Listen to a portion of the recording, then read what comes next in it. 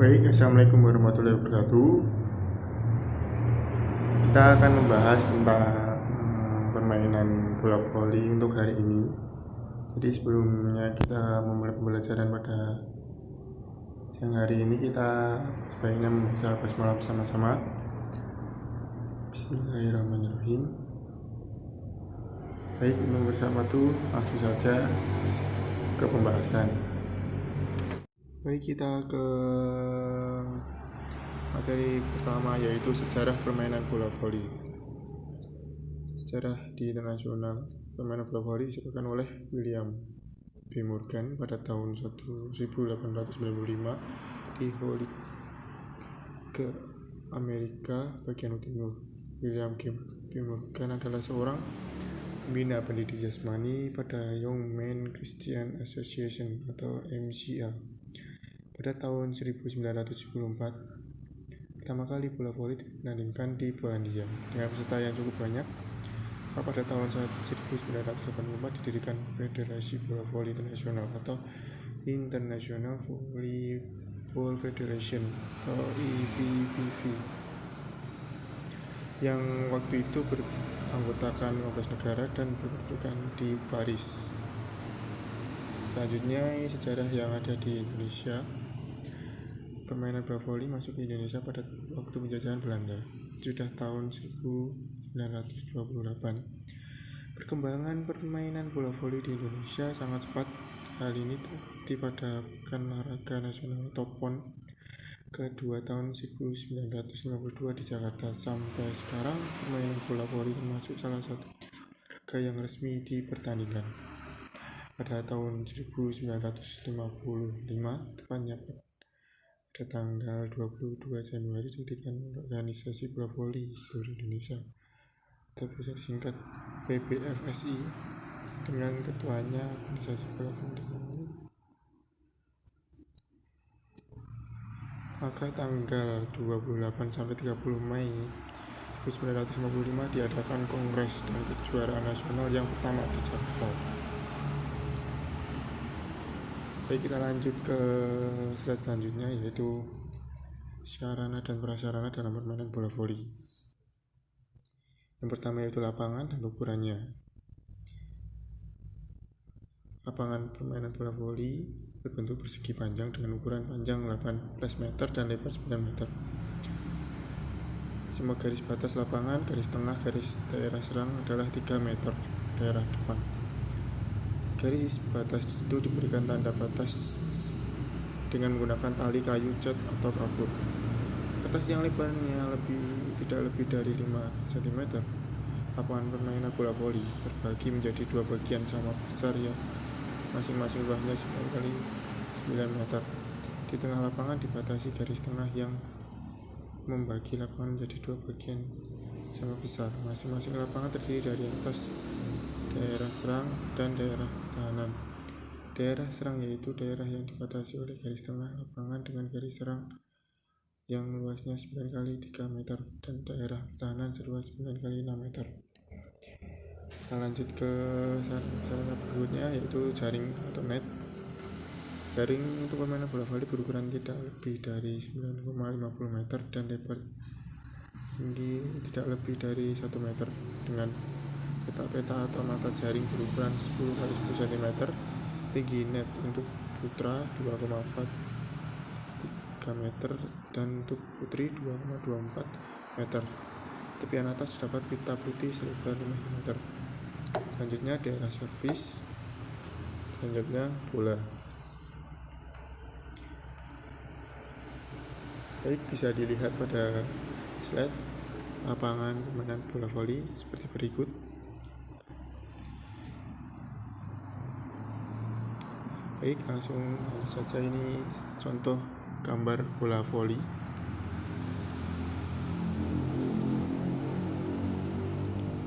Dan kita lanjut ke peraturan dan pemain dalam permainan bola voli.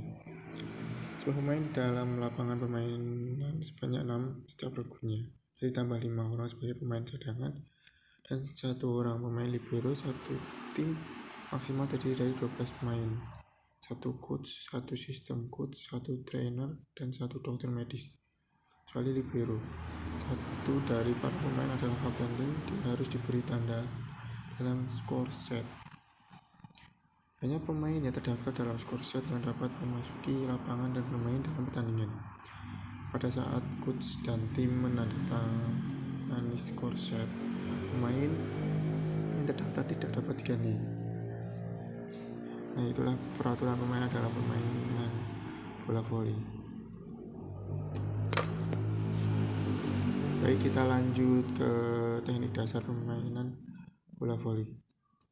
Di antaranya 1 servis, 2 passing, 3 smash, 4 blocking. Nah, bisa dibaca sendiri dalam penjelasannya. Oke, kita langsung lanjut ke contoh gambar melakukan servis bawah. Cara melakukan servis bawah.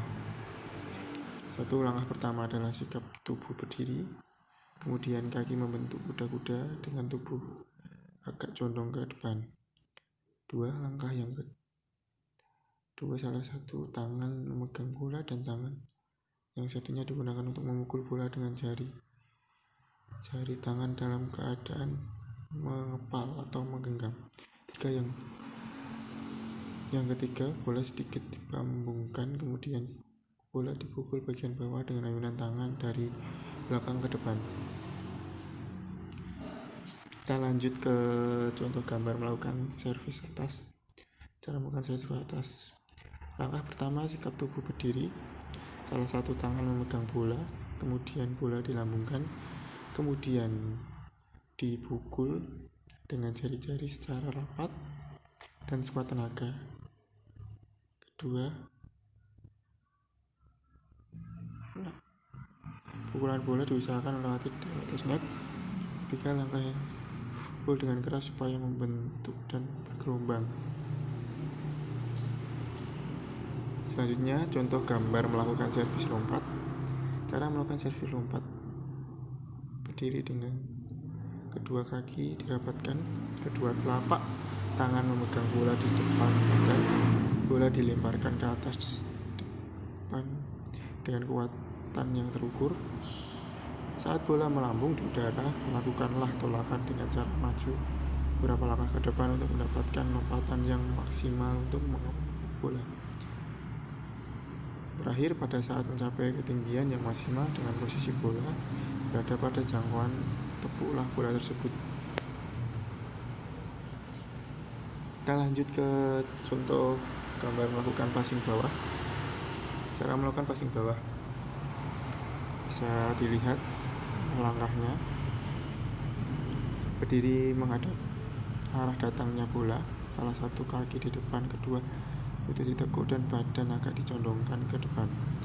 Kedua tangan saling berpegangan, salah satu punggung telapak tangan berada pada telapak tangan yang lain. Ketika bola datang, ayunkan kedua lengan dari bawah sumbu gerak ya dari persendian bahu dan sikut lurus. Turunan bola pada bagian atas bergelangan tangan. Terakhir, setelah melakukan gerak operan, langkahkan kaki ke belakang depan dan untuk mengambil posisi siap.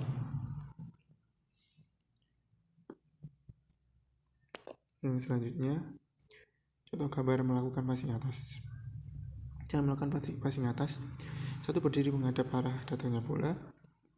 2. Kaki dibuka selebar bahu dengan salah satu kaki di depan, lutut agak ditekuk. 2. Kedua tangan diangkat di depan atas dahi, jari-jari tangan menghadap ke atas membentuk cekungan. 3. Ketika bola tepat berada di depan atas dahi, lakukan gerakan mendorong sampai sikut lurus. Pengenaan bola pada ruas jari. 2. Dorongan lengan harus dibantu dengan lecutan pergelangan tangan untuk menghasilkan gerakan memantul. Setelah bola didorong dengan bantuan lecutan pergelangan tangan hingga sikut agak lurus, pindahkan berat badan dengan melangkahkan kaki ke depan dan kembali dalam posisi siap.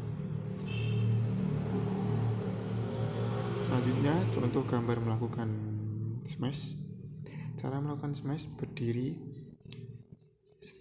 serong 45 derajat dengan jarak 3-4 meter dari net. Lakukan 2 langkah biasa ke depan.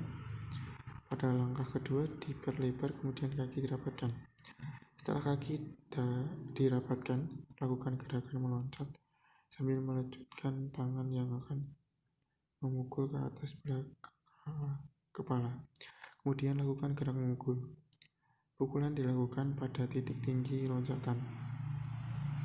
Setelah memukul, lakukan pendaratan dengan kedua kaki.